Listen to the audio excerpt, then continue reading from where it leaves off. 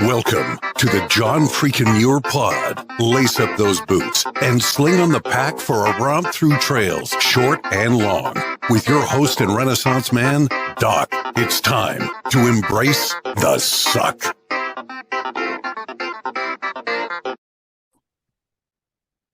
Welcome back to another week on the trail, dirtbags and hiker trash. I'm Doc, and this is the John Freakin' Muir Pod. Let's start off with a reminder. If you are enjoying the podcast, take just a minute to help us out. Leave us a review on Apple Podcasts. And if you're not enjoying the pod, well, just go ahead and keep that to yourself. All right, let's get to this week's guest, a thru hiker who has done the AT and the PCT and has recently experienced a bit of difficulty in his life. And I'm interested to hear about these stories. Welcome to the John Freakin' Muir Pod, Jacob Pepper. How's it going, Jacob? Hey, Doc. It's going good, man.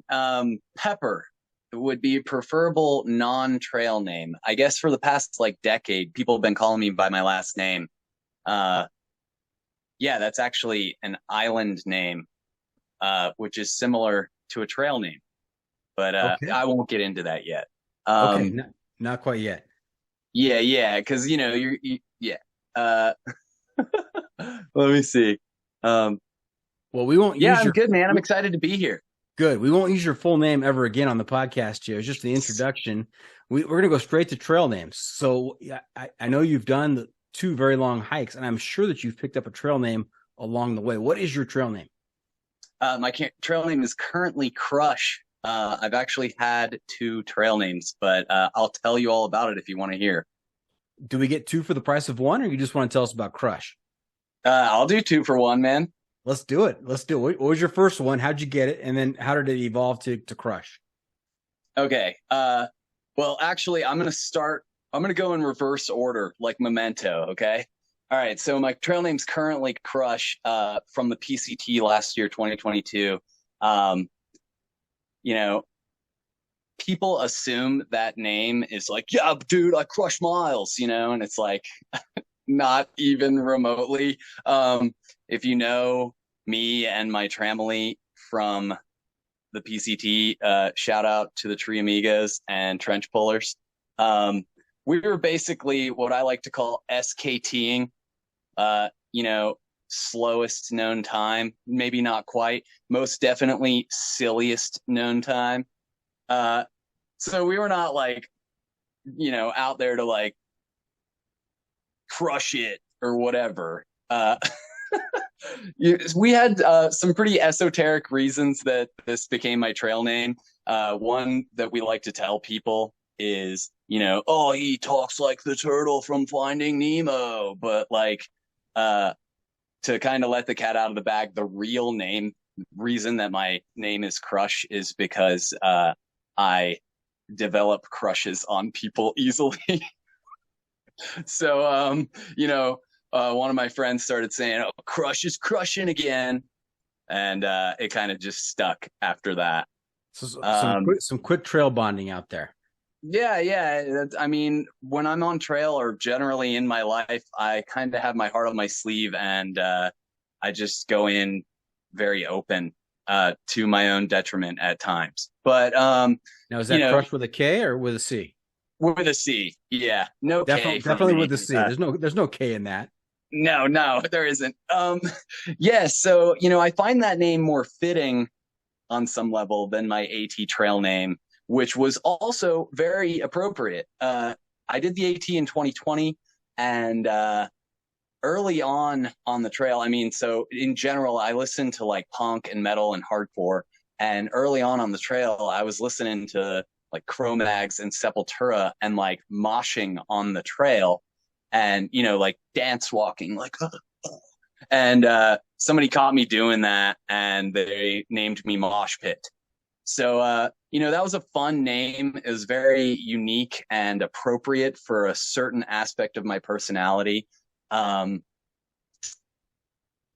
funny thing about Mosh Pit is it kind of gives a preconceived notion to people that haven't met me, which I didn't realize until one day I call Boots Off Hostel, right? And I'm like, yo, me and my tramily, the Turd Graders, are gonna show up tonight. Do you guys have room for us? And I was like, this is Mosh Pit. And they were like, okay, Mosh Pit, we'll take you guys in. And we get there and they're like, all right, we're going to the liquor store, but Mosh Pit, you better not get too crazy. And I was like, I don't really drink on trail, dude.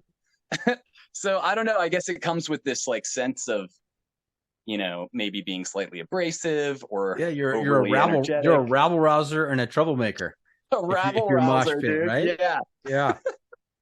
Yeah. So, you know, it was kind of I felt like it might be better to move on from that. And I like the crush based in the loving sentiment a little bit more for myself. Nice. And I guess on that note, it's worth noting that, as I touched on, because I was about to just start explaining, now I will. People call me Pepper. Pretty much since I moved to the Caribbean in 2014. As soon as I got there, I was trying to get into this hostel, and this dude was like, "What did you say your name was again?" And I was like, Jacob Pepper. And he goes, "Okay, Pepper." And it just stuck from like that moment forward. And, you know, island is very similar to trail. Like, he's on island, he left island, the island provides, you know, it's very similar. Yeah, it's weird. I don't know what you would call that. The parallels, I guess, between island life and trail life. So I've been living with Pepper forever. And when I got on the AT originally, I'd be like, yo, I'm Pepper. And people would be like, that's a cool trail name. And it's like, no, that's just like my name, dude. So yeah, I don't know. I might get another trail name. You know, I feel like we grow and evolve and things are different all the time. So I'm open to another name sometime. Nice. Couple things here. I, you know, at first glance, full confession, I would have guessed that you're like a kind of a yacht rock guy, not a heavy metal guy. What, you mean like Crosby, Stills and Nash, dude? Yeah, some Christopher Cross. Yeah, nice. Yeah. All right. Have you ever called the Call & Oates hotline? No, I have not. I didn't realize such a thing existed. It's been around for like 30 years and it's still active. Yeah, Google it. You can find the phone number. It's a Colorado area code, and it's a hotline that will play you 4 Hall & Oates songs from start to finish and then hang up on you. Wow. Nice. That's next level right there. I appreciate that insight. We'll include that in the show notes. You mentioned Yacht Rock, dude. That's right. Now, you derailed me. I had another thought, but you just totally it vanished from my mind. So if I remember, I'll come back to it. But okay. Oh yes, here we go. Speaking of trail names, I have taken to the philosophy of I treat every episode like we're going down a trail, and each episode is going to come up with its own trail name based on our conversation. You know, something we talk about, some kind of oddity, whatever it might be. And so I'll be on the lookout during our conversation for an appropriate episode title. And it's kind of under the trail name philosophy there. So it's kind of intriguing. I'll let you know when I stumble upon something. Right on, dude. I like it. Okay. Now, have you had a chance, Crush, to listen to any of the episodes before? I have. Yeah. I've been doing a lot of practice hiking lately on the weekends, and generally try to squeeze in one episode every weekend or so for the past month. So I've probably gotten like 4 or 5 episodes in. I started with the 2022 calendar year Triple Crown crowd, and that was really cool. All those guys are really sweet, and it was cool to see them all in the same virtual room together. Yeah, Trail Savants, very appropriate title. I mean, those guys are just next level. Yeah, they are. I don't know if I could hang with them on a daily basis on trail. So I only ask because I want to make sure that you are aware of a segment that we have towards the end of each episode called the Pro Tip Insight of the Week. That's where I will turn to you and ask you to share some trail wisdom with our listeners to make their next outdoor experience even better. So don't be surprised when we get there. Right on. Okay. The Must Bring Gear Review. Hey, Crush. Another feature we've been doing this season is the Must Bring Gear Review, sponsored by the ultralight backpacking gear company 6 Moon Designs. And here's how it works. If you were to let a stranger pack your bag with pretty much generic gear for a multi-day hike, or in your case, a multi-month hike, what is the one specific piece of gear you would insist on being packed? And if you've got a particular brand for that specific piece of gear, even better. So, Crush, what do you have to have out there when you're on trail? Smart water nipple. It's the first time a nipple has been mentioned as the must-bring piece of gear. So congratulations on that. Yeah, dude, this thing is next level. It doesn't have to be Smart Water brand. I'm not like a shill. Life Water, Propel, they make the exact same. It's probably coming out of the same factory in China. I don't know. It's like I can drink an entire liter in like less than 10 seconds through one of these things. I have one on my Sawyer filter. It works great to shove a Sawyer squeeze in there and backwash it. Yeah, I'm not even kidding.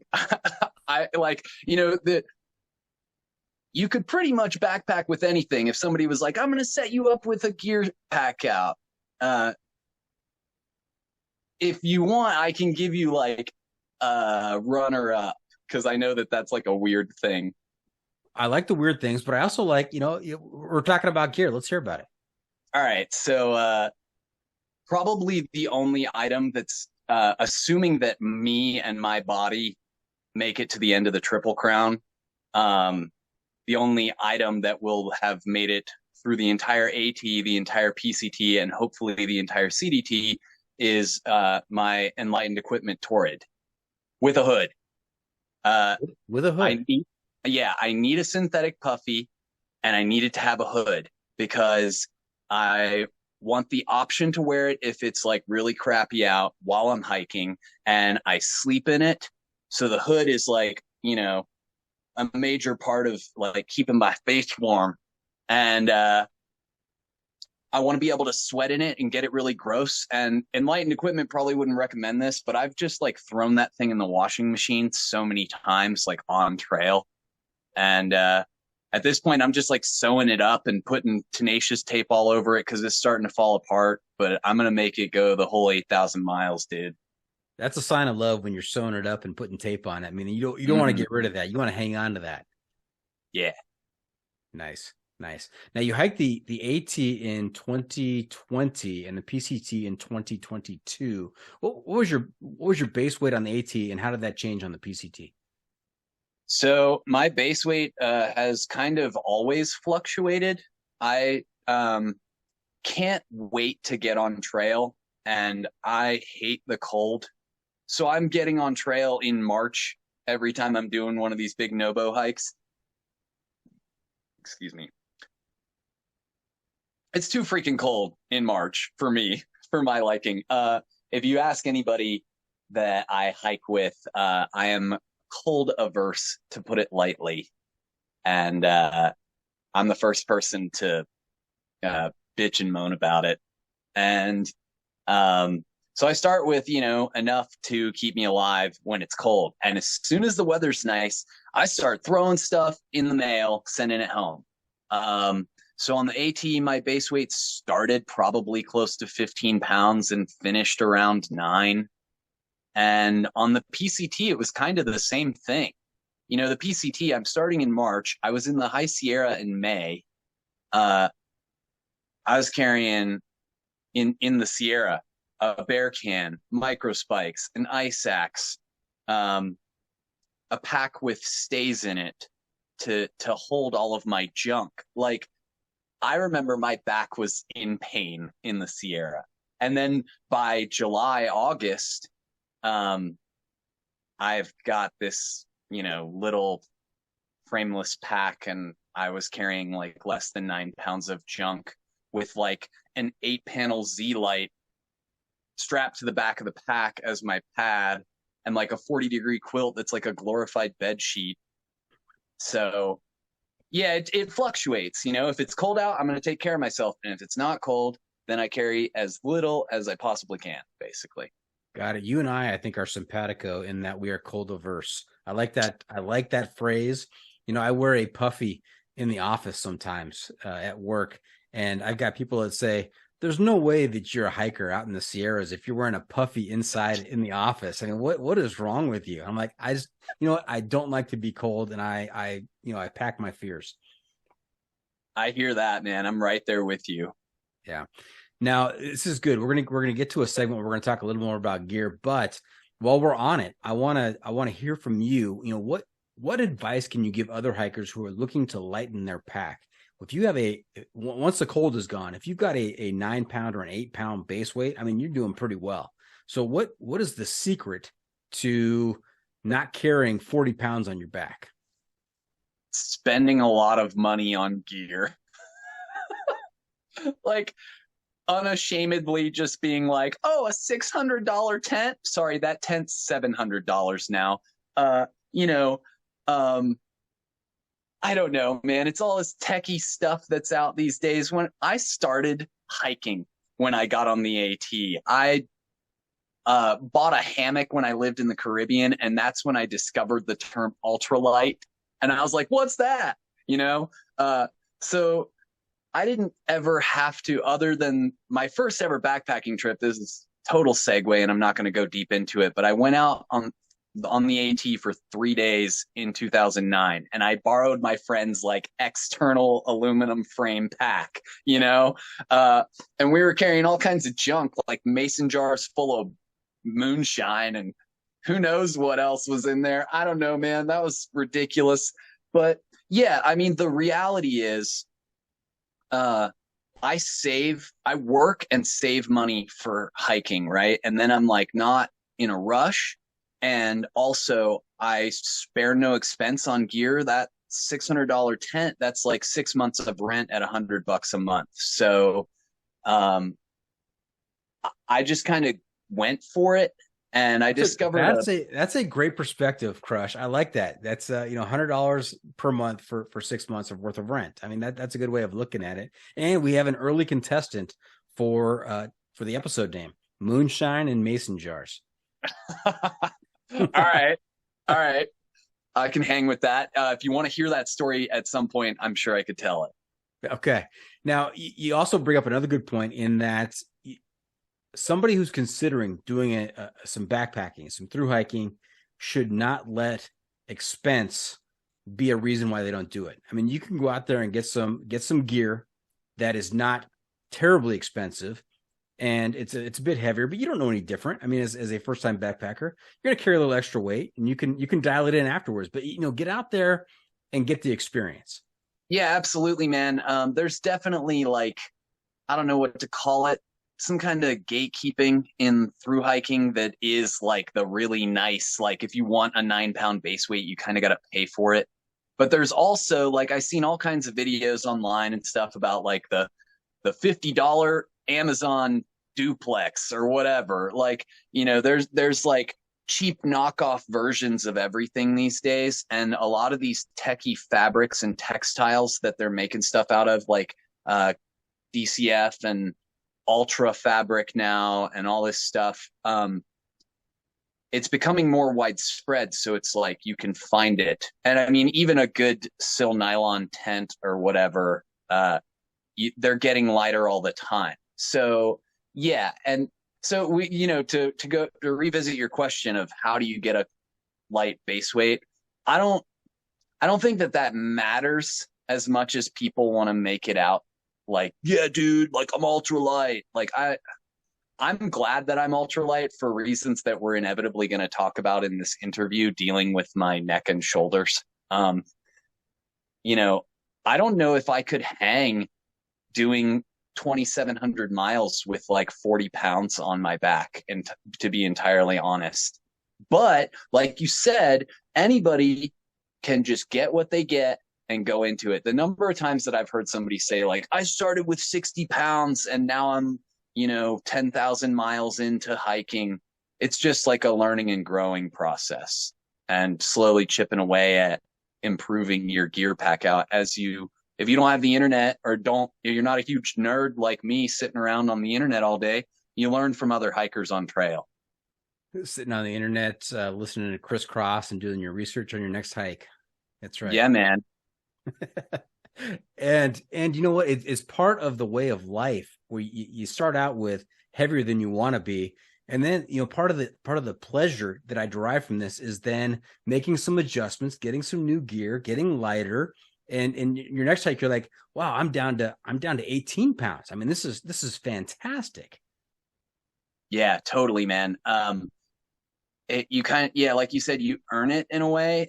And then it's like you leveled up, and then all of a sudden it's easier a little bit because you're carrying less weight, even though you put in the work to get trail legs and to build up your shoulders and your neck and all that. And then all of a sudden you're carrying less weight, and then you're doing more miles, which, I mean, some people, that's what they want to do, is crush miles. And, um, yeah, it all kind of balances out. It's a growth process, it's natural for pretty much everybody who sticks through for even just one big through hike. There's change that occurs. So yeah, you mentioned level up, and I've heard that from some other folks that I've talked to as well. Are you from the gaming generation? yeah, absolutely, man. Yeah. I'm a huge freaking nerd. I didn't know the idea of being like outdoorsy until I was like 30 or something. Like, I spent most of my youth playing Nintendo and then PlayStation, and then sitting at the computer goofing off on the internet, like even as early as like the 56K modem days. And my first real job out of college was sitting in a cubicle at a big corporate law firm for 4 years. Like, I was tied to a computer for a lot of my youth. I mean, I was also into like skateboarding and bicycles, but I didn't play sports. I didn't go into the great outdoors in the way that I now like identify with the wilderness as a major part of my life. Yeah, so I played a lot of video games as a kid for sure. Yeah, and I like the comparisons, the metaphors, of leveling up. You're taking this gaming term and applying it to some outdoor activity, and learning and getting some more experience, getting some more hit points, as it may be. And Yes. That's a good way of looking at things. And a whole segment of our listeners right now is Googling. They're using the Google to look up 56K modem. Like, what is that? How does that work? You ever hear about they showed a kid a 3.5-inch floppy disk, and he said, "Oh, you 3D printed the save as icon." Nice. Fantastic. Yeah, one more thing about that leveling up, though. It actually ties even closer pre-video game to Dungeons and Dragons, which ties very closely to living in the woods and hiking the trail. You're on a quest. All of this, You're on a quest. That's right. yes, you are on a quest. And all of this ties even further back to the 1940s, when Tolkien basically came up with all of this when he wrote The Fellowship of the Ring, which is absolutely a thru hiker odyssey, dude.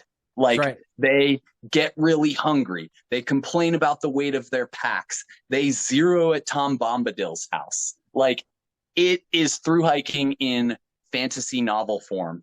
And that's what we're doing. You're hitting all the buttons, Crush. This is awesome. Yeah, the most popular, most famous thru hike ever is not Cheryl Strayed in Wild. It's the Fellowship of the Rings. Yes, Fellowship it of the is. Ring. That's right. Very Awesome. good. All right. Hey, let's continue talking about gear a little bit with It's the hiking pole. the hiking pole. And that is pole spelled Poll, like a survey, not like the thing you carry in your hand out there. I like to point that out because I think I'm clever. You can react as all my other guests do with just kind of stunned silence. But this is a 7-question survey that allows me to give you a score from 1 to 100 on the sanity scale, with 1 being completely insane and 100 being completely sane. And you have to know, Crush, that because you've done the PCT and the AT, there's an automatic 25-point deduction. Your highest score possible is 75. Okay. So All I'm right. like 3/4 sane from the jump. That's right. That's right. Because we already know there's something a little bit off. All right. If I were to ask your friends and family, how would they score you on the sanity scale? What number would they give you? Geez, dude. I guess, most of the friends that I have in the world these days are thru hikers. So they would probably think that I'm perfectly sane. Um, my mom is going on 75 years old. She is like my hero. I wouldn't be here without her. And she lived a very traditional life growing up. And she was a registered nurse for 50 years. And yeah, soft spot for nurses.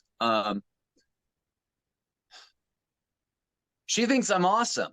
I don't know. Like, she's like, good on you for chasing your dreams and like having the gumption to go for it. Rather than just like succumbing to that law firm job that was like chipping away at my soul. Like, there wasn't much left when I got out of there, and I was like, I'm going to the Caribbean. And I had to spend a decade of my life sort of building that back up. And so, yeah, I don't know, long-winded answer. I think that my friends and family think that I'm sane in the sense that I'm doing what it takes to achieve my own existential fulfillment in this lifetime. Well, that's great, Crush, but I'll be the judge of that. All right. and by the way, there's a new contender for trail name title, and that is Chipping Away at My Soul with Crush. Yeah, that's great. That's awesome. All right, here we go. 7 questions. They're all hiking related. You're gonna get which side of the issue you fall on, and also give a little bit of an explanation to back up your answer. That'll help you with my scoring. Okay. All right. Question number 1. Trekking poles or no trekking poles out there? Trekking poles forever. I started with trekking poles. I did, like I said, before I ever got on the AT, I spent like a year like on the internet, like researching stuff and, trying to make wise decisions out the gate. And it just made more sense. And now I've got 5,000 miles under me, and I can tell you that I don't feel comfortable hiking without my trekking poles, even though half the time, at least these days, I'm carrying my poles in one hand. They're like a toy. Like, I like dance with them and play with them and, twirl them around. My friend Yukon is really good at that. He does like the drumstick twirl with a trekking pole all day long. But no, okay. So the point is, trekking poles are they are legs 3 and 4. Okay. You have 4 extremities as a human being, but 2 of them don't touch the ground. And with trekking poles, they do. And that is insanely helpful. I'm like carrying part of the weight of my pack on my poles. When I'm going up a really steep hill, I lean into them, and it's almost like I'm walking on all 4s. So I don't know how to do that without trekking poles at this point.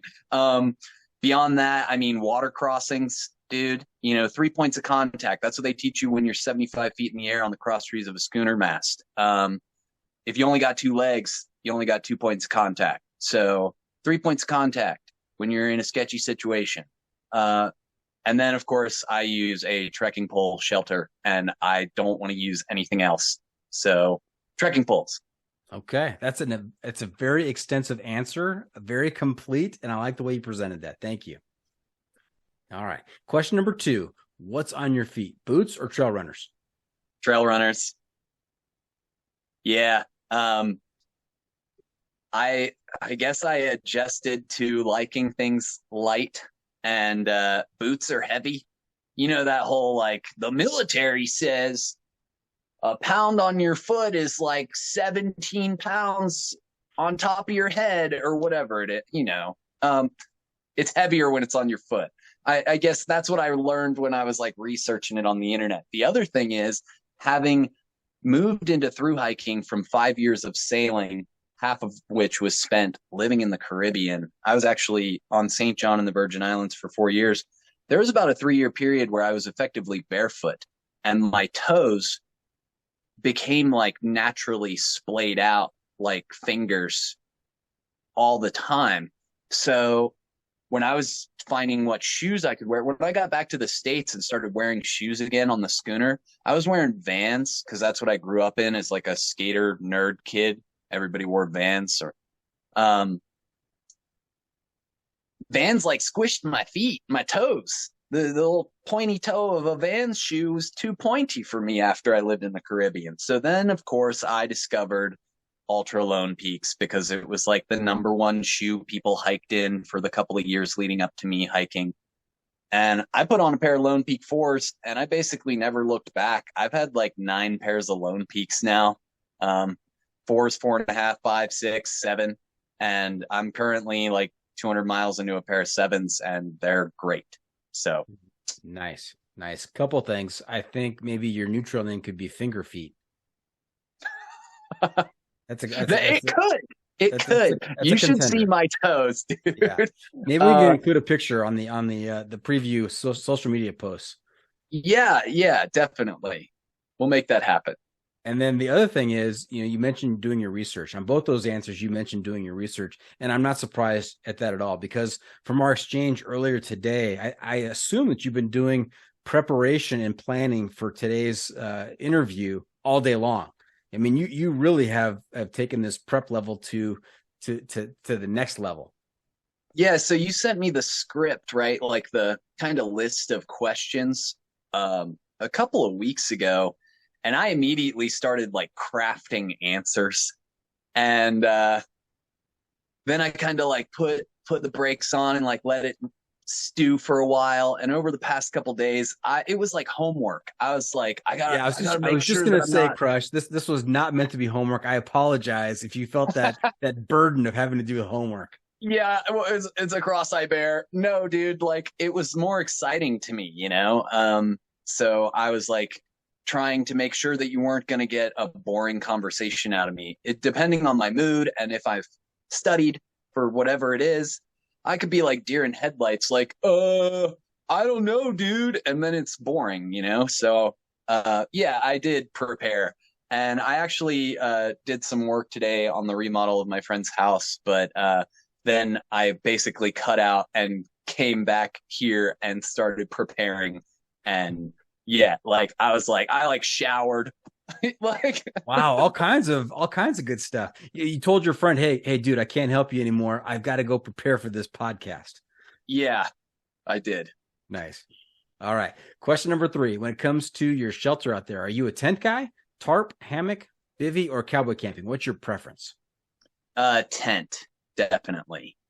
I think I'm like too tall and skinny to sleep in a hammock. I don't know. There's 100 6'6" guys that would tell me that I'm stupid for saying that, but I've never really I can chill in a hammock, right? But I can't get a good night's rest. I've also never had 4 feet longer than you are tall so that you can get sideways and be flat. I don't know. I just, my friend Cascade on the AT was a hammocker, and she killed it and made me a little jelly sometimes. But I just started with a tent, and I'm still in a tent. And it's a trekking pole tent. It is a trekking pole tent. Yeah. Which makes it, simpler.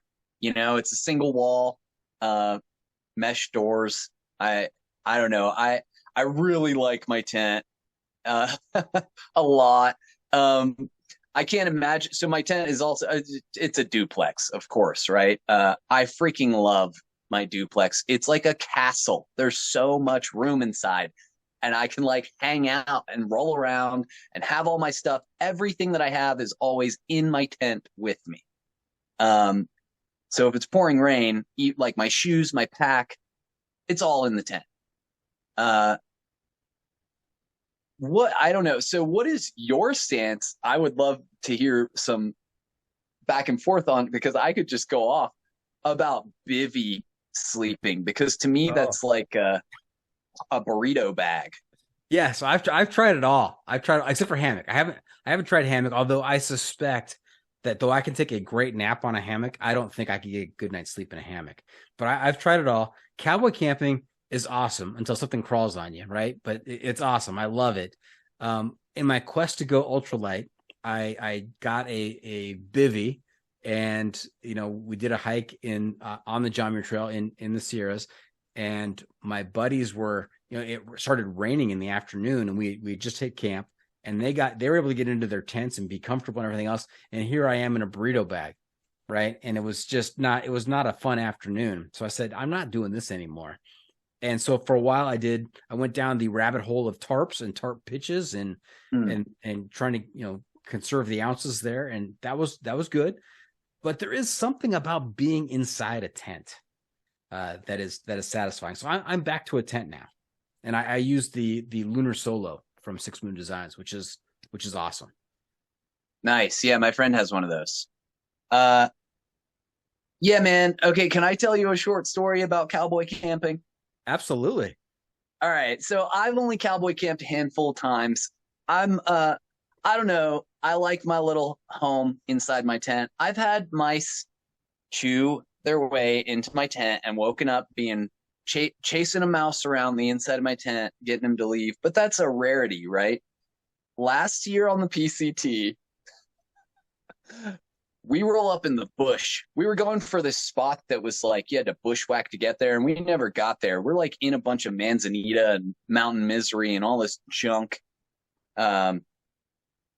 My friend Yukon rolls in late. It's like after dark, and there's not a lot of space up in all these bushes, and he's tired, and he's like, screw it, I'm just gonna cowboy. And he lays all his stuff down. He had like a Tyvek sheet and the whole thing, and he slept real cozy. He wakes up in the morning, and I'm still in my tent, and I hear him just all of a sudden like, son of a bitch.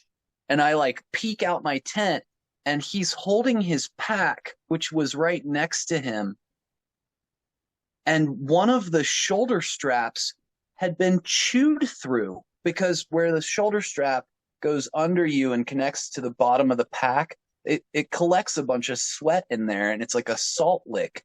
And right where the strap meets the pack, it was chewed off, like at the pack. There was nothing to sew it back onto.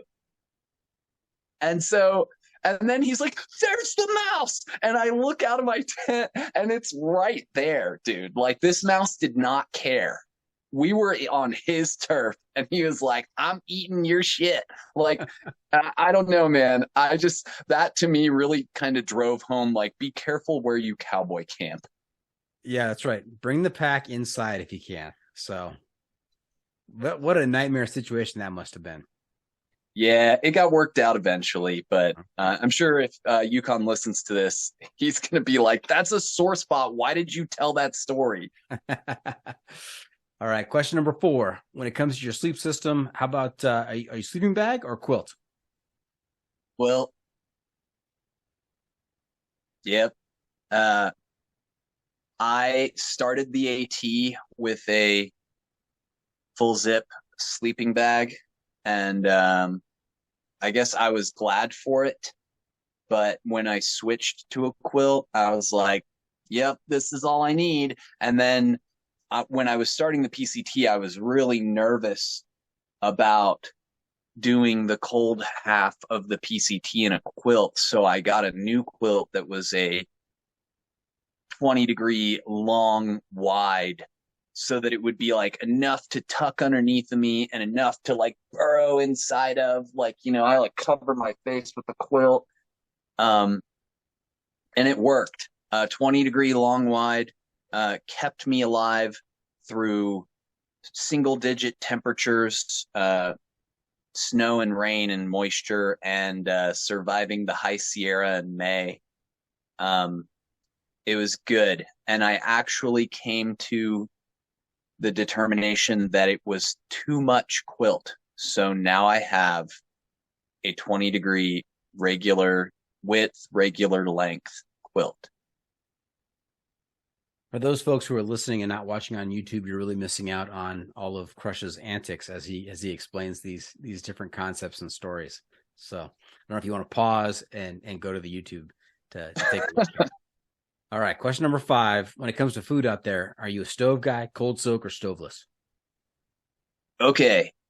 Wait, isn't cold soak and stoveless the same thing?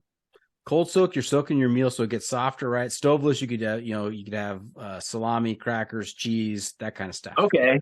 Yeah. So I've actually done, I never really thought of those as separate categories. I've actually done all three.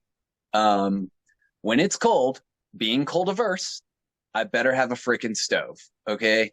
I need to put hot food in my body before I go to sleep, and I need to put hot liquid in my body as soon as I wake up. And if it's really cold and it's a long day and we got to stop and I'm like in my puffy and I'm like, it's cold. I need to make something hot in the middle of the day.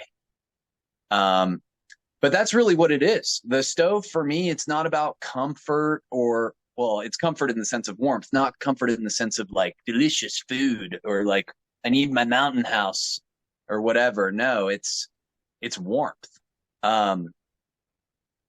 Beyond that, on the AT, I got rid of my stove and I basically did what you called stoveless. I wasn't even carrying like a Talenti jar for like 500 miles. I was eating like tortillas and pepperoni and string cheese and Fritos and Pop Tarts. And shoot, I guess I was doing like, Idahoan potatoes. I'm not sponsored, but I love Idahoan potatoes. Like I just pulled that out of nowhere. Sorry. Yeah, again, if you're not watching this, he just reached somewhere and pulled out a bag of potatoes, freeze-dried potatoes. Awesome. Yeah, but those bags of Idahoan, people don't realize it's like a mountain house. You can pour water straight in there. You can even pour boiling water straight into the bag of Idahoan potatoes. And hot water is clearly preferable, but cold water will reconstitute your dehydrated potatoes. And then like tuna packets, right? So that was like the second half of the AT. And then the second half of the PCT was I was carrying a Talenti jar. I was like cold soaking ramen noodles for dinner all the time, which I think ultimately is my favorite dinner item. I kind of eat cheap, especially on trail, because it's just like calories, like give me 5,000 calories, like whatever. Mountain house meals are like $10 a pop. Ramen's like 37 cents. Yeah, I've tried all kinds of meals. I've tried all kinds of recipes. I keep coming back to ramen. Ramen, yeah, dude, it's chicken, really hard ramen not and tuna. to. Ramen is the way to go in my book. And Yeah. am I weird in that at home, grew up on Pop-Tarts, love Pop-Tarts. I could eat Pop-Tarts every single day. On the trail, Pop-Tarts seem to be a chore. I'm not really excited about eating Pop-Tarts on the trail, and I don't know what it is. It's because they're so dry, dude. You're like, like it takes so much effort. Like you got to be drinking water while you're eating your Pop-Tarts. That may be it. You may be onto something there. Okay. So I got one more thing to say about cold soaking that I think is different, because when it comes up, people are like, what is wrong with you? I hate is a strong word. I dislike hot oatmeal. Cold oatmeal is awesome. It rules. Let me make a note in the poll here. Hang on. Okay, go ahead. Oh, shoot. Yeah, that's there goes my sanity count, right? Seriously, dude, you put some water on a packet of, brown sugar, cinnamon, or maple oatmeal in a Talenti jar and just shake it up and then like drink it. It's like breakfast cereal. It's so good. Yeah, so I can get by on cold soaking if the weather's nice. If it's not getting below like, 35 degrees at nighttime, I don't need a stove. Yeah, you definitely have an opinion there. You're adamant. I mean, you were emphatic in your explanations. I appreciate that. I like when somebody takes a stand like that. All right, question number 6. Is life better above or below the tree line? Wow, dude, this is a extremely complicated question. Did you know that? That's why I ask it. I don't know that I heard anybody in the handful of episodes I listened to give a straight answer to this question. I tried to like come up with like a logical, best of scenario. And It's circumstantial, dude. You've just got to go with your heart on this one. I mean, whatever speaks to you. What speaks to you? Well, it's circumstantial. If it's cold or rainy, or if I'm sleeping, I want to be below the tree line. I was going up Mount Washington by myself on the AT in 2020, and like at this point in the trail, I wasn't carrying a rain jacket. And as soon as I got above tree line, here comes the like daily afternoon thunderstorm over Mount Washington. And I was like, ah, crap. And I'm like one hill over, but I'm totally getting rained on. So I sit down next to this little pine tree that's like, 3 feet tall, and like tuck up into it and pull out my duplex and wrap myself in it. And I just sit there in this thunderstorm like, this sucks. And that took like a half hour of my day away because I was like, I'm not hiking above tree line in a thunderstorm. So the crackle of electricity, your hair feeling a little funny as you're going over a 13,000 foot pass. I mean, that is invigorating. So yes, if there's not a thunderstorm, I freaking love being above tree line. It is surreal, completely surreal. You're like in the stratosphere. When you're at the top of the PCT, 13,000 feet, even 12,000 feet, up on top of Mount Whitney, 14,505. That is a trip, dude. You can like barely breathe. You could see the whole earth. I remember when I first got to the peak of San Jacinto, it was the first time in my entire life I'd been anywhere near that elevation. That's 10,800. And San Jacinto is cool because it's surrounded by desert valley. And I'm looking at the desert and I'm like, this is like being in a freaking airplane, dude. And yeah, it blew my mind. So yeah, I guess if you wanted to say like existentially, what is more fulfilling or satisfying, definitely being at the top of the earth is one of the craziest things I've ever done. So above tree line. We got there eventually, but you're going with above tree line. Yep. All right.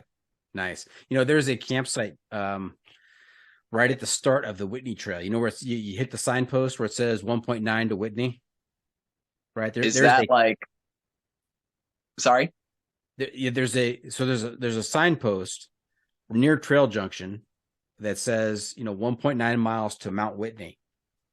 Just below that. So you're talking about that little cowboy camp on the side of the mountain? Yes, that's right. That next to that sign, there's some camping opportunities there. I've spent the night there twice on that 13,400 feet, and it was insane. Loved it. You didn't freeze to death? No. Mm-mm. Dude, I saw those spots and I was like, oh my God, that's burly. Like, I don't know if I could. Yeah, my trips were in like July and August, so they weren't in May like you, but that'd be something else. But incredible vista, best view of any campsite I've ever had. Wow, that's so awesome, dude. Yeah, that's kind of inspiring. You have inspired me to camp above 13,000 feet. All right, I'll do it someday. Question number 7, last one. What's more important, pack weight or luxury items?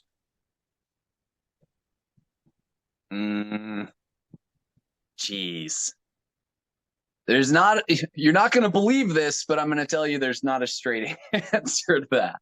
I have to do a balancing act, right? Because like I said, I don't like carrying a lot of heavy stuff. I don't think I hike as comfortably with more stuff.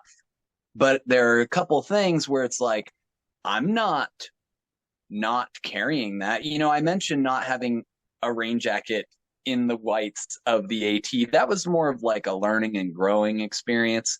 I got a 12-ounce rain jacket, a black diamond, on the PCT at Yogi's shop in Kennedy Meadows, Triple Crown Outfitters. And I carried that thing for the rest of the trail. And there's like all these like 6-ounce Frog Tog or Z-Packs, whatever. It's the $300 rain jacket weighs 6 ounces. Nah, I like my black diamond, dude. That thing's burly. It's got like some I don't know, stiffness. It feels like you're wearing something. Got some I substance. would have. Oh, go ahead. It's got some substance to it. Substance. Thank you. I would have frozen to death going up Mount Whitney without that jacket. So, that to me is a luxury item. I guess on the AT for a while, I carried like a slinky. I had a slinky. That was cool. It was basically like an ultralight luxury item, something to add like color and joy to my day. It was one of those rainbow plastic slinkies. That's almost an homage. That's almost an homage to Jupiter.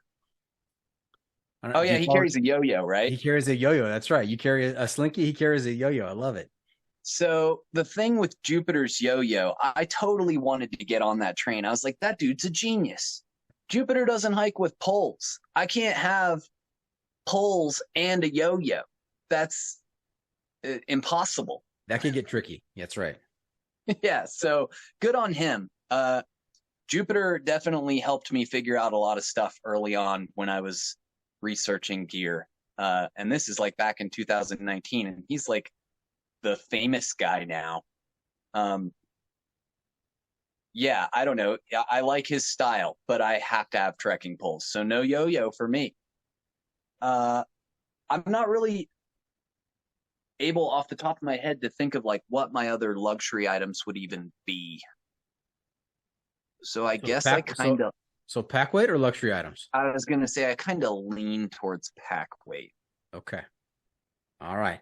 Well, the answers are in. Let me put them through the John Freaking Mearpod algorithm. I got to do some math here. So bear with me. I got to carry the 3. We're going to divide by pi. We're going to multiply by root 3. And we're going to adjust for the air temperature and pressure at 13,400 feet in May in the Sierras. And I come up with a score of 53. 53 for you, Crush. Oof, that's a failure.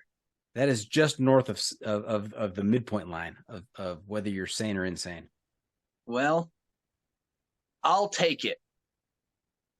I don't think you have any other choice. It is what it is. I'm not ashamed. That's all. No, don't be. That's a badge of honor. Are you kidding me? Okay. Hey, we're going to take a quick break. When we come back, we're going to hear about a little bit about your background, and we're going to get to some stories from your hikes and maybe even from your sailing adventures, and also what happened with your back and your neck. So I'm going to leave it right there. Stay tuned for that. Let's hear from the sponsors. We'll be right back. And welcome back. We are talking with Crush. That's Crush with a C, also known as Pepper if he's on the islands. And we went through a rousing rendition of the hiking pole, one of the most unique hiking poles we've ever done. But now let's get down to it. Where did you grow up, Pepper? I grew up in Virginia. Okay, and so growing up in Virginia, growing up on the East Coast, does the AT just kind of percolate your consciousness? I think to a certain extent, yes. It was introduced to me sort of like passively, nonchalant, inadvertently through a loose friend connection in high school. This kid, Jeff Buchanan. So I'm in Southeast Virginia, and the mountains are like 3 or 4 hours away. And I'm over at this kid Jeff's house one day. I was like 17, so this is like 2001. Jeff's like, "Yo, do you want to see my Appalachian Trail gear?" And I was like, "You're what?" And he like takes me out in his garage, and he's got one of those goobery external frame packs we were talking about with, like looks like a lawn chair, but it's a pack. He's got like a hardware store tarp. He's got all this junk. It's probably like 40 pounds. He's like, I'm putting together gear to hike the Appalachian Trail. And I was like, I don't know what you're talking about, dude. And he's like, yeah, it's like 2,000 miles long, and you hike the whole thing. And yeah, so the seed was planted. I mean, at the time I felt like, oh, I'm 17. How have I never heard of this? And now I'm more than twice that. And it's just been a part of my conscience ever since then.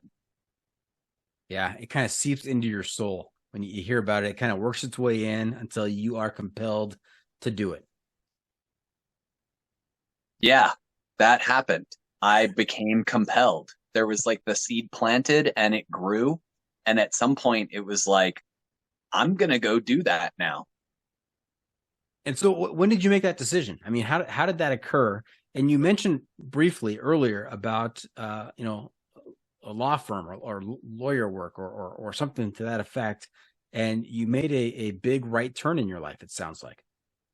Yeah, I did. Okay, so this is where the AT actually happens like years after that. So basically, I went from boring like suburban childhood. I was into like pop punk and skateboarding. I broke my arm a couple times as a teenager skateboarding.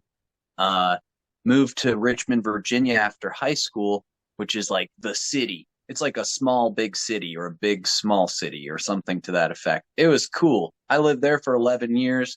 I rode a fixed gear bike around the city for 5 years. I didn't have a car. That was like the most outdoorsy thing I did, was like get drunk at the river in Richmond for that period of my life. I was going to like punk shows and metal shows. And Is that a rite of passage in Virginia, getting drunk by the river? I feel like if you live in Richmond, if you go to college at VCU, you better be drinking at the river. I mean, if you drink, I don't, some people don't. Good for them. They're healthier. I wish I could go back and slap the beer out of my hand sometimes. But no, yeah, as like a general youth culture thing in the city of Richmond, you're definitely hanging out at the river, Texas Beach, partying with PBR, that whole scene. I don't know. PBR. Yeah. Love it. Yeah, I drank more PBRs than any one human being needs to drink in a lifetime, between the age of like 19 and 24, probably. Yeah, so anyways, I was living in Richmond. I finished college. Then my life gets really boring because I get like a real big boy job. After I finished college, I work at a convenience store for a year selling PBR to college kids. I'm sensing a theme here. Right. Well, and then all of a sudden it's like, oh, I got to like do something with my political science degree, which should have been bio, but I like wussed out because of math and other things. I didn't. I won't go into that. I just changed my major and I was like, yeah, I'm going to do all this like philosophy and psychology. And it was pretty cool, honestly. College ruled. I learned a lot. Mostly political science taught me to stay out of politics. As far as the American political system is concerned, there were people going to school at VCU that were like, I'm going to join the General Assembly and I'm going to be a politician in DC. And it's like, I was like, I'm going to not do that. So, I had this degree and I was like, what do I do with this? My buddy's like, dude, you could get a job in the legal field through a staffing agency. And I was like, great idea. So long story short, I get a job at this huge, like kind of corporate size and style firm where I'm sitting in a cubicle for 4 years. And we were working on, it was actually kind of neat, honestly. We worked on the Deepwater Horizon oil spill, which is the, Gulf of Mexico oil spill in 2010, totally destroyed an entire ecosystem as well as the economy of the entire Gulf Coast. Anyways, did that for 4 years, but the reality of like office life, having to show up every single day and have somebody bark down my neck that like, we need this yesterday. And it's like, that's cool. I'm an automaton. I'm just here to do this thing. And I don't know, it was really not good for me. Like we said earlier, slowly chipping away at my soul. It got really dark for me near the end of that. And years before I finished that job, and when I say finished, I mean quit, I knew I wasn't going to stay there. I had LASIK surgery in 2011. So that job was cool because it helped me pay off my student loans, save money, have LASIK surgery. And when I had LASIK in June of 2011, I was like, this is because someday I'm going to be wearing a snorkel mask and I don't want to have glasses. And sure enough, in early 2014, I went to Puerto Rico with my friend who was doing a downhill skateboarding competition in Quebradillas. It's called the I forget the name. Oaxaca Downhill. Oaxaca. That was the name of the neighborhood around there. And I think one of the beaches. This is like northwest Puerto Rico. Oaxaca Downhill. That was really cool. We were there for like 2 weeks and it was January and I was like, what is this world? It's like summertime in January. And it was like a switch flipped. I was like, this is where I'm supposed to be.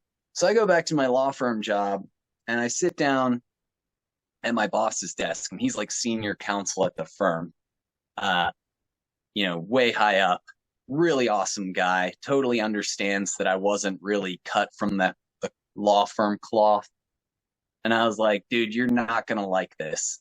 And he's like, what's up, man? And I was like, I'm going to move to the Caribbean. And he was like, I didn't really expect you to come back in the first place. So, thanks for coming back and telling me in person. So yeah, a few weeks later, I was done. That was basically my 2 weeks right there. And I up and moved to St. John, Virgin Islands, which is like right next door to Puerto Rico. It's kind of an easy place to integrate. They use US dollars. People speak English. It was just an easy jumping off point. And it's a national park. They have great reefs. There's all kinds of like sailing and boating, which is what I was like secretly like, I'm going to get into this like boating world. I didn't know anything about that stuff. I grew up in like a, lower middle class family. We did not have access to boats and sailing. Yacht Rock was something that I picked up on after getting into boats. What I discovered that was most meaningful was being in the water, more so than being on the water. Being in the water in the tropics is my other favorite thing to being in the mountains through hiking. And I won't go there because if I do, I'm never going to shut up. So, yeah, basically I worked on sailboats, day charters. I was like the first mate, help sail the boat, get people drunk, take them snorkeling, throw them in the water and show them like octopuses and fish and coral and the awesome world of the reefs of the Caribbean Sea. And then I moved from there. Because in September of 2017, Hurricane Irma kind of wrecked house in the Virgin Islands. And then Maria rolled through a couple weeks later and really screwed things up for the rest of the VI and Puerto Rico. And we were all kind of living in like an apocalypse zone for a few months. And I had been bussing tables at a restaurant after my day trips on the boats. And I helped them put the restaurant back together, waited tables for a little while. And then I was like, I got to keep sailing. So I moved to Maine where I had friends who taught me to sail. Shout out to Ann and Colin. They had shown me in 2014 when I first moved to the Caribbean. I went to hang out in Maine and they were like, yo, check out these schooners. They're like 100-foot long wooden sailboats that have been repurposed from like fishing and moving lumber and stone up and down the East Coast to passenger trade. So I was like, yeah, I'm going to do that. And I got a job on a schooner and did that for a couple of years.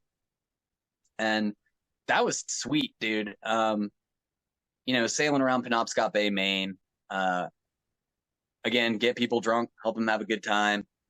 Holy smokes, Crush. And this is, you know what? I'm going to have you come back on and we're going to do a separate episode on just island life and life on a ship, on the schooner. And we'll talk about that. I mean, I don't know that is if it would fascinating. fit.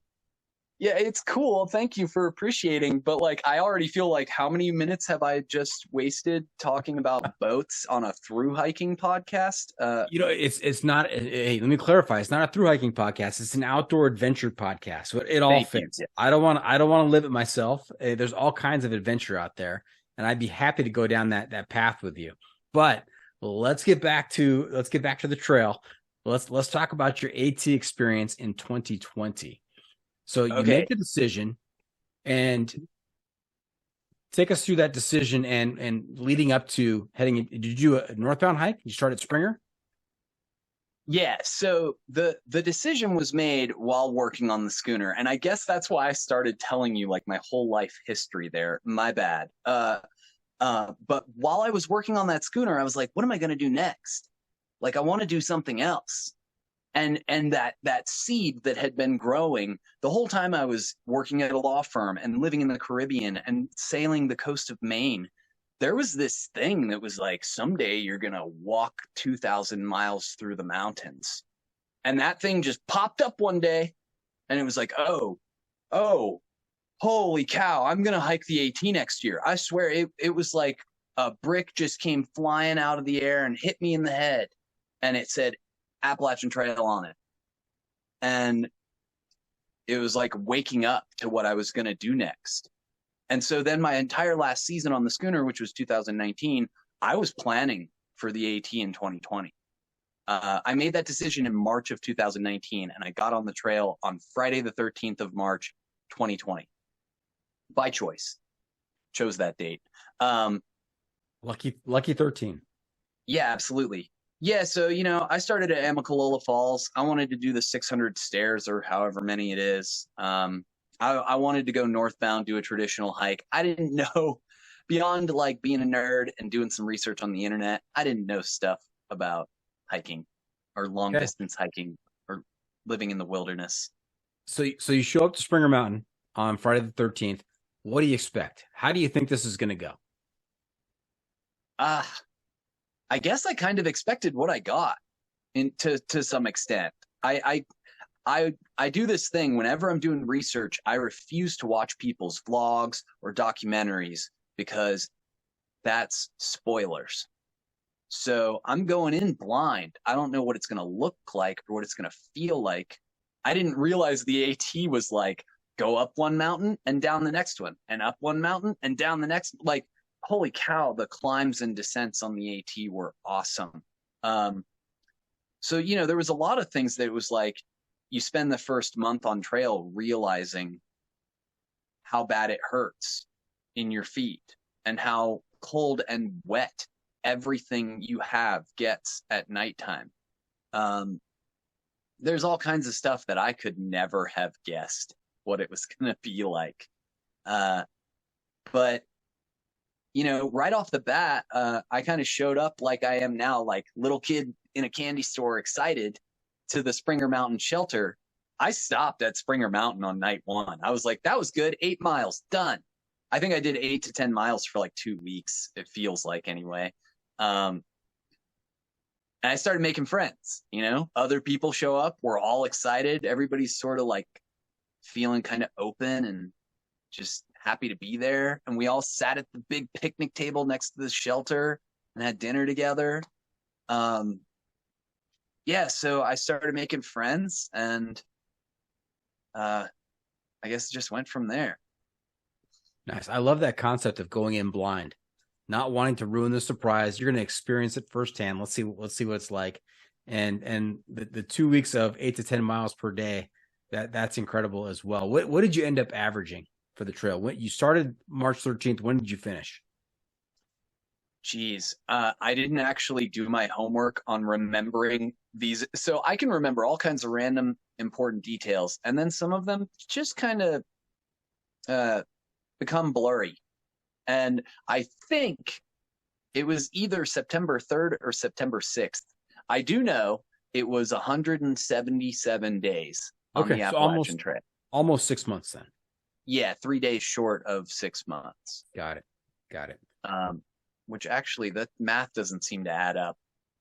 I don't know. Maybe I didn't count the zeros in that. I forget. Well, you wussed out of, what did you wussed out? You wussed out of something because of math in college. So I mean, I'm not surprised. Hey, I can do basic arithmetic, okay? I'm really good at using my short-term memory and then saying, well, that's like written down somewhere, so my brain doesn't need to retain that information anymore, and it like leaks out my ear. That's right. Yep, that's right. You could always take off your shoes and count on your finger toes. Yes. That's right. That's right. Okay. So when you think back to the AT, what is the most common story that you tell? Because we always look back at our adventures and we get to family gatherings and we share these epic stories. Do you have some epic stories from the AT? I mean, yeah. So I thought about this,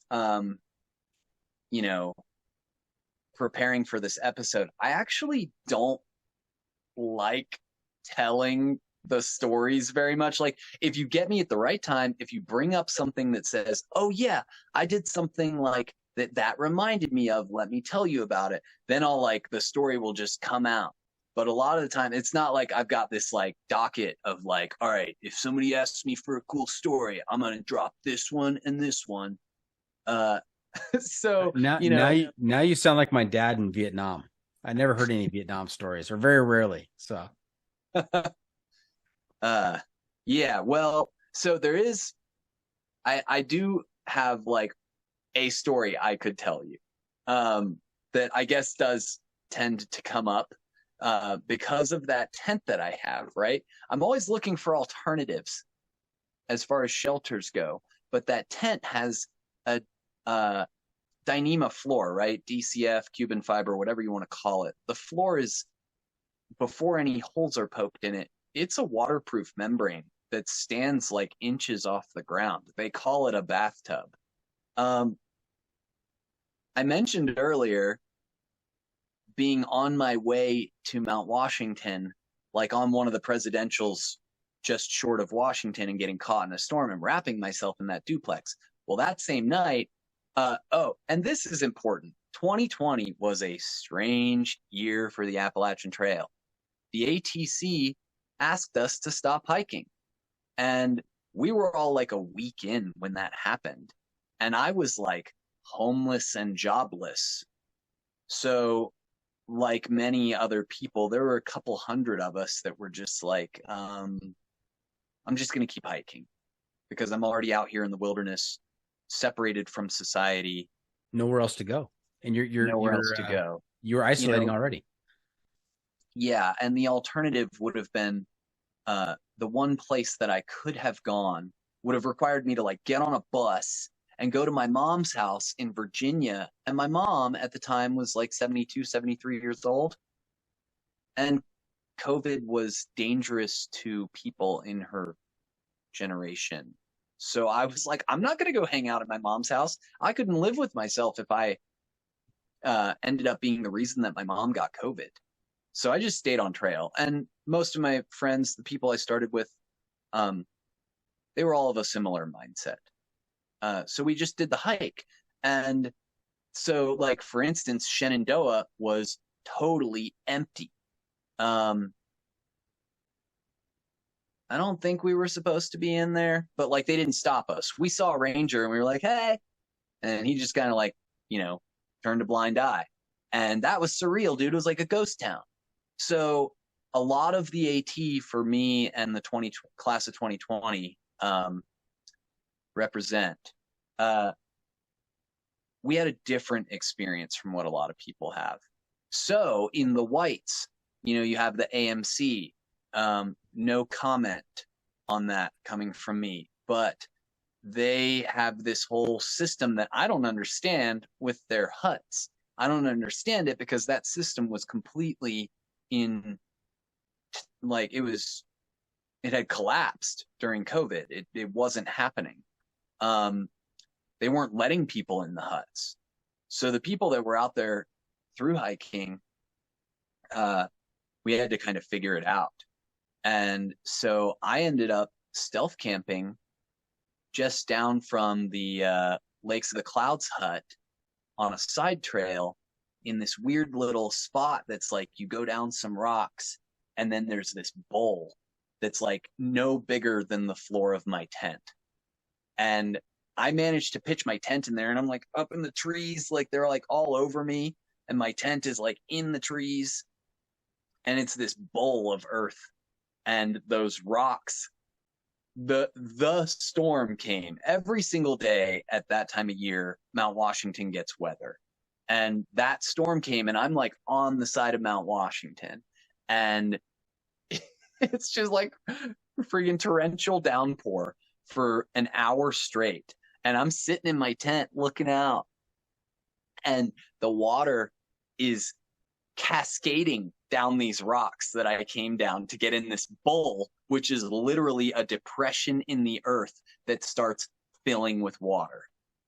And I was like, this is good. And I have video from my cell phone where that bathtub floor, right, the DCF floor of my tent is floating in the pool of water that my tent is sitting in. And I'm sitting on my sleeping pad poking the bathtub floor, and it's like a freaking waterbed. And I was like, this is nuts. So ever since then, I haven't felt comfortable sleeping in any shelter that doesn't have a floor of that caliber, because it's like there's going to come another time when I'm going to drown if I don't have a waterproof floor in my shelter. Yeah, you're like my grandparents who lived through the Depression, and so they are hanging on. They held on to every single penny they could, because you never knew when that was going to happen again. You are not going to give up the bathtub floor, because you never know. You lived through that experience, and you want to be ready for the next time it happens. That is a perfect analogy. Yes, fantastic. Now, when you finished the AT, looking back, what did you learn about yourself? What did you learn about Pepper after having gone 2,200 plus miles on this trail? I learned that I hate the cold. Like, I had already sailing in Maine in August. I remember this time I was like wearing a wool sweater on top of a wool sweater, and I was still cold, and I was like, something is seriously wrong with this picture. But it never really clicked until I was on the AT and had a really close tramily and a hiking partner who I think quietly stomached my cold aversion. Like, I don't know. I survived it. I learned that I can hike 25 to 30 miles in a day, which is something that I never knew possible about myself. I've never been like truly athletic in any sense. So that was major for me. Talking about leveling up earlier, like I felt like I had transcended my entire previous lifetime. And in 2020, I turned 36 on the Appalachian Trail. And that was like when I first felt like fully self-actualized in my body. Yeah, you went from Bilbo to Strider. Whoa. Yeah, dude. Yeah. Awesome. Yeah, I'll take that for sure. Nice. Leveling up. Now, I want to make sure we have enough time, because there's a couple more things I want to hear about. Let's fast forward a couple years. You're on the PCT. You mentioned before that you got into the Sierras in May. I mean, typically your PCT hikers are waiting until is it June 15th to enter into the Sierras? The 16th, whatever Ray Day, right? Right. Correct. And so, what was it like? What were the conditions when you went in May? Cold. That's perfect. Yeah. Yeah. I actually got to Kennedy Meadows South on 420. I sent myself a box in February to Grumpy Bears with pants and an ice axe, and it said ETA 420. And that was the day I got there. I was so pumped. I was like, you guys see the accuracy on this? They were like, okay, weirdo.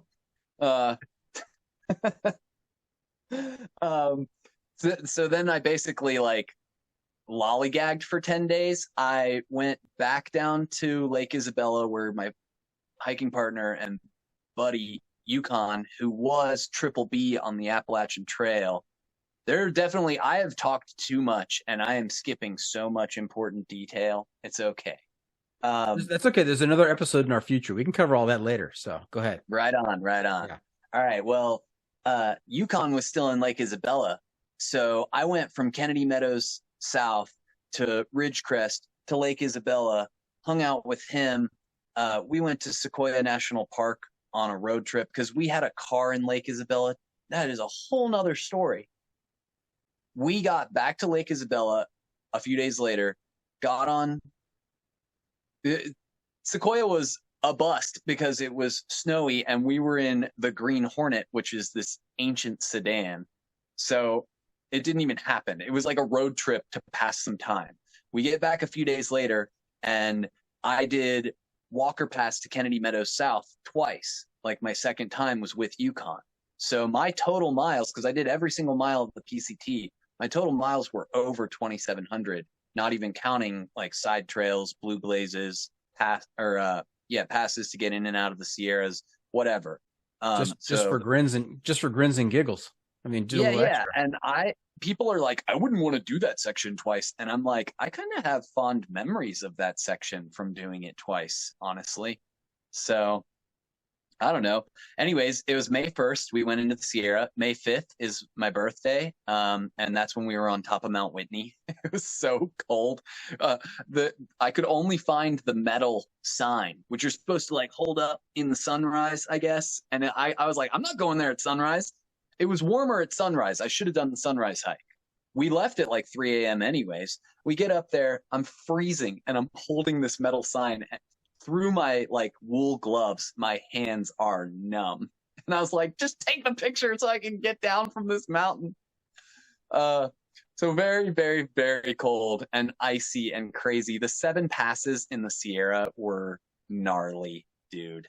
Like just ice sheet going up, and you get up there and it's like, snow hell as far as the eyes can see. Beautiful, but knowing that you're hiking into that is like, oh boy, like I can't wait to post hole for the rest of the day. Forester Pass, I was like sick that morning, so I made Yukon late because he was kind enough to wait for me, and we did Forester Pass at like 11:30 in the morning, and we thought we were being irresponsible, and there were people coming over Forester Pass like hours after us, and they all faced like near-death experiences. I freaking post-holed up to my chest going down Forester Pass. Like, I don't know. Muir Pass was like the longest snow walk of my entire life. This is all type 2, right? Like, I have a lot of really fond, loving memories of this experience. Talk about like the things that you gain in the leveling up experience. Like, I've never done anything like the High Sierra in the month of May, and I don't know that I ever will again. That is sounds like a once in a lifetime opportunity, just because, man, you talk about it now with fondness, but when it was going on, I'm sure you weren't thinking about it with fondness. It was a struggle. Yeah, for sure. Yeah, I think I got to the edge of my sanity. For sure. Okay. Your score would have been lower than 53 at that point. Yes, absolutely. And post-holing to the middle of your chest or high chest. I mean, is that post-holing? That's like there's got to be another name for that, because when I think of post-holing, I'm thinking of a single leg going in, but this is like your leg is the post, body. right? Right. Yeah. So body holing is like cadaver holing, or grave digging. Grave digging. There you go. That works. You may have just coined that term. Yeah. Yeah, and that might be the episode title: Grave Digging with Crutch. Nice. Yeah. Nice. All right. Hey, again, we're going to have to leave some stuff in the rear view because I want to hear about what's going on with your neck and with your shoulders and how that's going to impact your possible completion of the Triple Crown. Yeah. Okay. I'll try to keep it short. I did that whole crazy PCT experience. Once again, I took 6 months to do that hike. One of my many Tramley's names is Endless Zeros, from the number of zeros that we took. It took 6 months, but I probably only did like 4 to 4.5 months of actual hiking. So I've got Tree Amigos, I've got Turd Graders, and now we've got Endless Zeros. I think there's another one in there too somewhere. Trench pullers. That's right. Yep. Yeah, I got mad love for all these people, by the way. That's like the most important thing in thru hiking as far as I'm concerned. But anyways, was the Endless Zeros, was that also kind of a play on words in terms of, what your potential is in life? I would wear that as a badge of honor as well. Blow, dude. All right, look. No. I think that's clever. I think that's clever. Okay. Yeah, I mean, we'll take it as like hiker trash, right? It's a term of endearment. That's right. Exactly. Yeah, because the reality is all of those people are freaking amazing and doing awesome stuff with their lives. Yeah, so it's also ironic. It's also ironic, right, to think of it that way, and so it adds that extra level. I love names and concepts that have lots of layers. So I meant that. I didn't mean that as an insult. I meant that in the best way possible. Right on. Respect. Thank you. Wait. So what was the question? Oh, my neck. Your neck. Yeah. I did that whole crazy 6-month hike with like High Sierra in May. Blah blah blah. Lots of cold. Survived it. Killed it, whatever, crushed it, right? 3 weeks after getting off the PCT, I'm staying with my 2014 PCT hiker friends, Half Double and Shiny. Props to them. We were on a leisurely drive to go drink wine in Sonoyta, Arizona, and somebody rear-ended us at 45 miles per hour while we were stopped at a red light. And I don't remember any of that. I woke up hours later in the hospital, and long story short, I've got a lot of complications in my neck from like the whiplash, because I was sitting in the passenger seat, and somehow, because of all the forces involved, I got it worse than anybody else. Shiny did get like stitches in the back of her head. Like, it was gnarly, dude. And my takeaway is the trail isn't as dangerous as the cotton world, dude. Like, you're more likely to get killed driving to work in the morning than you are to fall off a mountain on a thru hike. So yeah, anyways, I got really messed up. I like chipped my C1. I tore my alar ligament, which is part of your craniocervical junction. I herniated a couple discs in my neck. And I got all these doctors telling me all this different stuff, like, oh, you need surgery, like spinal fusion, or like, you could have complications for the rest of your life, whatever. And it kind of looks like I might be like recovering from this in some fashion for years to come. This is a constantly evolving reality. So like when we first touched base about this weeks ago, there's so much more to tell now than there was then. And I don't know what next week is going to look like. So my whole hiking plans are up in the air. I wasn't able to go back to doing the work I was doing to save for the PCT, which was construction. I'm not supposed to be doing heavy lifting type work right now. And like one of the doctors is like, yeah, just be careful how much weight you put on your shoulders. And I was like, all right, what? I was like, that's what I do. Like, that's my identity, is carrying weight on my shoulders. Like, say, hey, doc, how about 12 pounds? Is that all right? Yeah.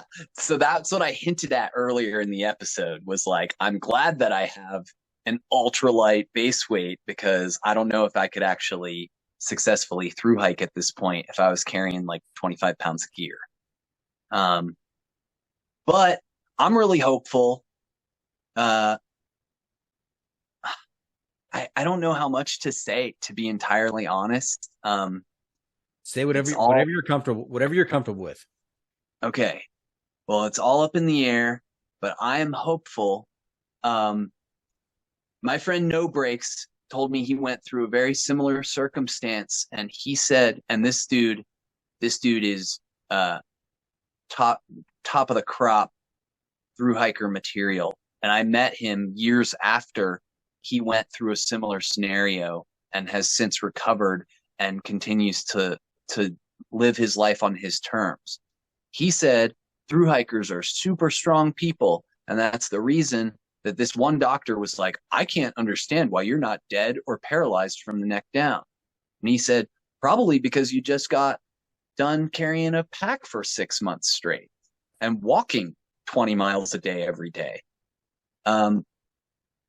So, you know, I have to believe that through my lifestyle and my personal choices that I'm gonna come out of this on top, and that this isn't gonna stop me from achieving my goals, which involve like another 5,000 miles of long distance hiking at the time. Yeah, your mental perspective is so important in any kind of recovery. And so having that mindset, I think, is very, very important. And I also wanted to ask, because I thought you were leading up to this, that No Brakes was the name of the guy that ran into you. Oh, there's another little irony for you. Yeah. That guy was definitely his jerk driver name is No Brakes. Funny little pun about No Brakes' trail name is it's actually no brakes, like he doesn't stop to take a break. It's not that he doesn't have brakes on his That's feet. Right. BREAKS instead of BRAKES. Got it. Yeah. Nice. So the guy who hit me, that's No Brakes, BRAKES. Glad for the clarification. You know, we should give names like we do trail names. Give names that for situations in our regular lives. I mean, I can think of a bunch of names that I can give people that I work with or see on a regular basis, just based on things that have happened. Yeah. I mean, you know, nicknames are a thing. Like, I don't know if I really want to I don't know. Maybe the guy deserves the name No Brakes. I don't even know who it was. I never saw him. I was unconscious. Like, I haven't seen the police report yet. That whole process, dude, bureaucracy and everything ever since like the pandemic, everything's moving at like half speed. I don't know anything about that situation. So this guy is like a concept. So No Brakes is actually That's good. appropriate on some level. And Pepper, I love the way you brought me back down to earth. Here I am talking all esoterically about, you know, if we could just apply this trail name concept to real life and doing this, and you're like, yeah, dude, that's called nicknames. We do that already. That was awesome. That was awesome. Oh man, sorry.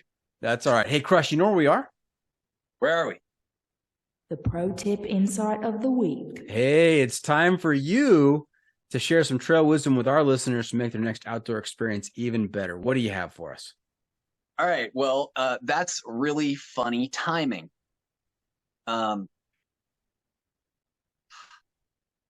It's hard to call it trail wisdom, but I like to think of life as a trail, right? We constantly draw that metaphor here on the podcast, so I'm in complete agreement. Right on. Well, the best thing that I could come up with, you know, I guess based on my recent life experience and where I'm at, and like if I wanted to like give a pointer to whoever, I mean, it's easy to say like, you know, stop and smell the roses to like somebody who's a new thru hiker, like don't let the bro culture get the best of you. It's not a real sport. More importantly, sorry, new title candidate. It's not a real sport. Yes. Okay. More importantly, every morning that you wake up, right? Conscious, breathing, thinking, remembering the day before, and able to get out of bed and walk around. It's like, that's a blessing, or in its simplest terms, good fortune. Every single morning that happens.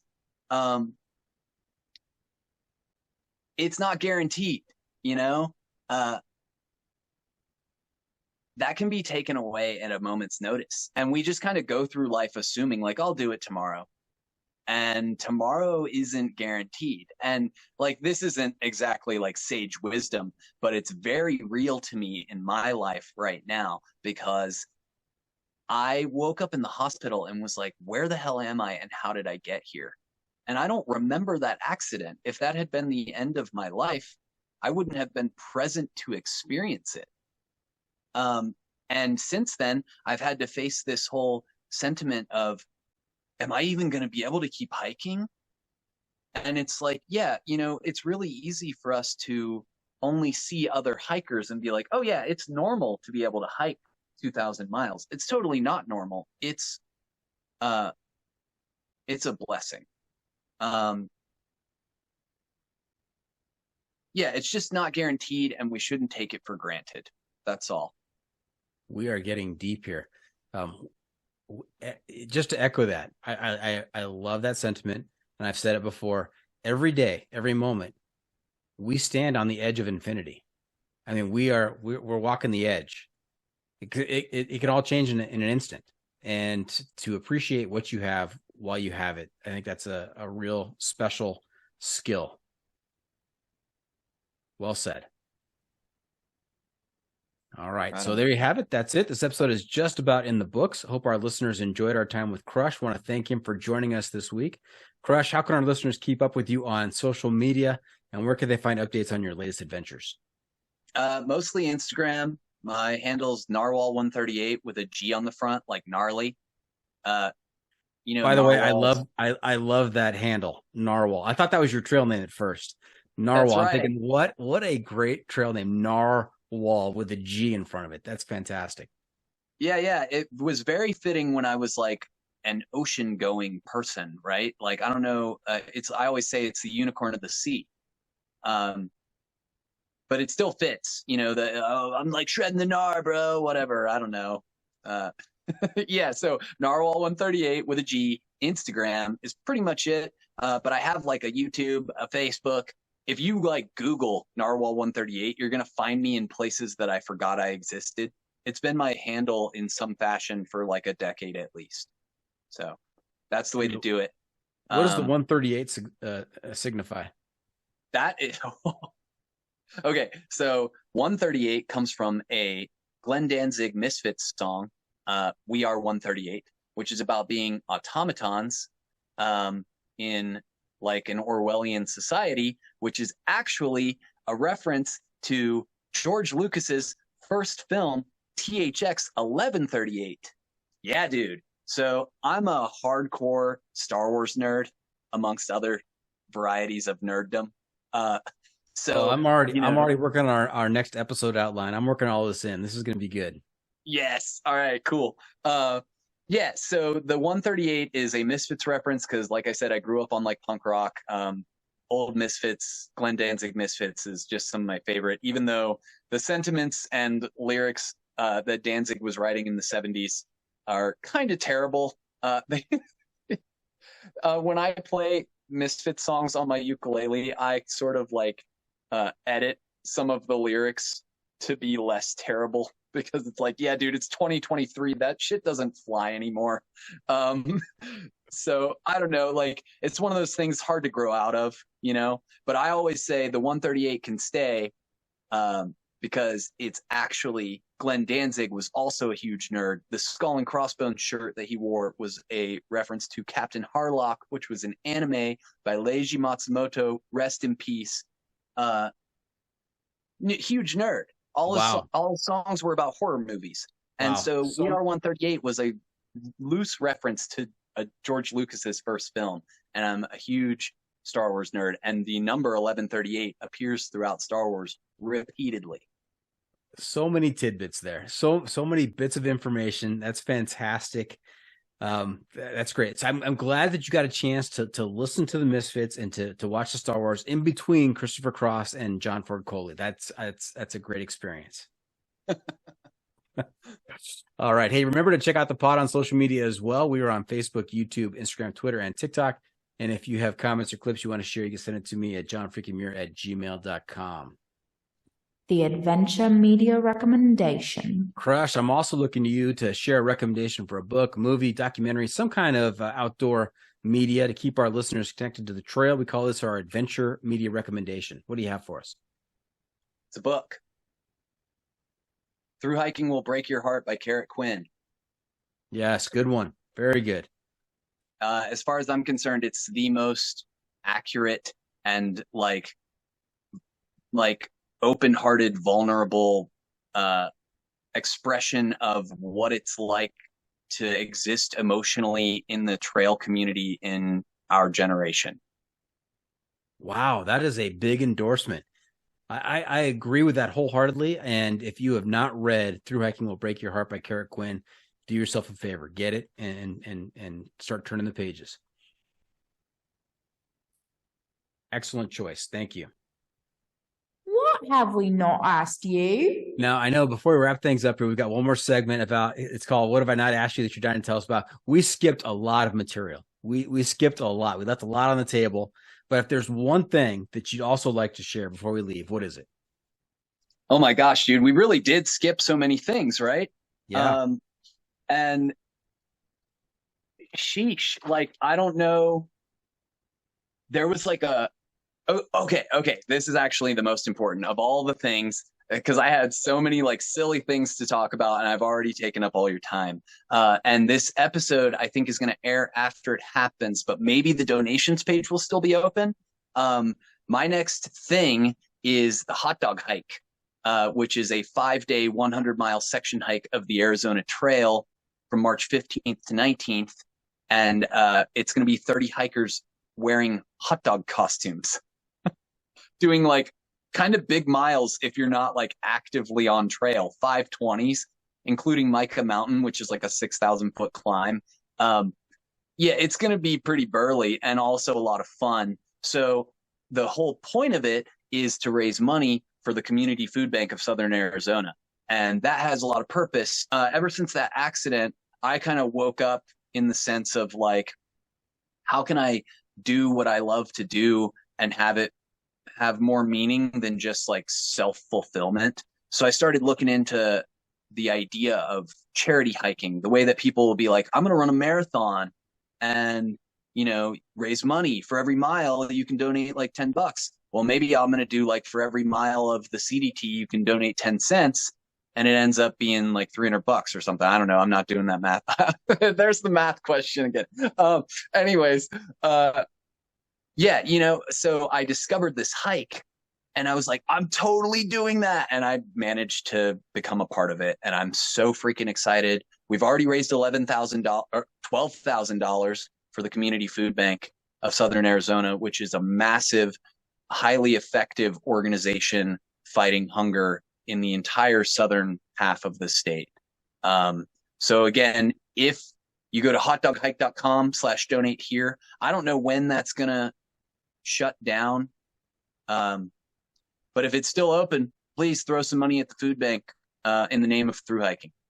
That is fantastic. Congratulations on doing that. That's very exciting. And it sounds like a Jeff Garmeyer type of event, type of activity, you know, right in his wheelhouse. Yeah. All right. Yeah, it's being run by a local guy though. He's a mural artist who was on the PCT last year. I didn't meet him, but his name's Joe Pagic, and he's well known in Tucson. And he was the one who came up with the idea. Fantastic. All right. Hey, that's a wrap from the John Freaking Muir studio. Any shout outs to friends and family, Crush? Yeah, the Tree Amigos, Yukon, Songbird, and myself.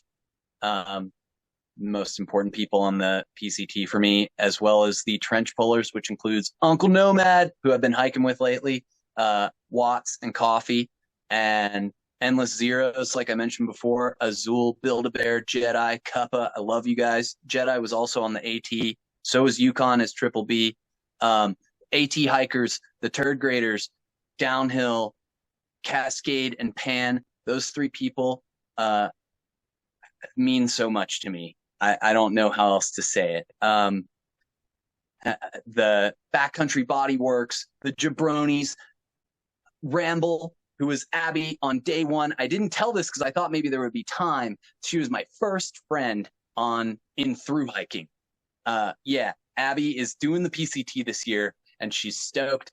And it's like record snow, so that's wild. Oh. She's gonna kill it. Be careful, Wiki, Abby. Go get it. Yeah, Wiki is also doing the PCT this year. He's from AT 2020. Yeah, he's ready for it. I know he's gonna do good. There's so many more thru hikers that I want to shout out, but I feel like I'm just gonna start going and going. My family, I love you. Yeah, that's it for now. That's it. Nice. The PCT is going to be a crazy year this year. I would love if you know somebody that's going to be on the PCT, I would love to do some conversations, maybe when they're in town somewhere, just to hear about the conditions and what's going on. If Abby would be a good candidate for that, please pass on my information to her. Yeah, I will. Most definitely. I agree. I want to hear everything about what's going on the PCT this year because it's going to be wild. Mm-hmm. All right. Hey, thank you for tuning in. Always remember, the trail is the trail. It doesn't care if you want to go downhill. It doesn't care if it's almost dark and you're looking for a campsite. It doesn't even care if a mouse gnawed the shoulder strap right off your backpack. The trail is the trail. Embrace the suck.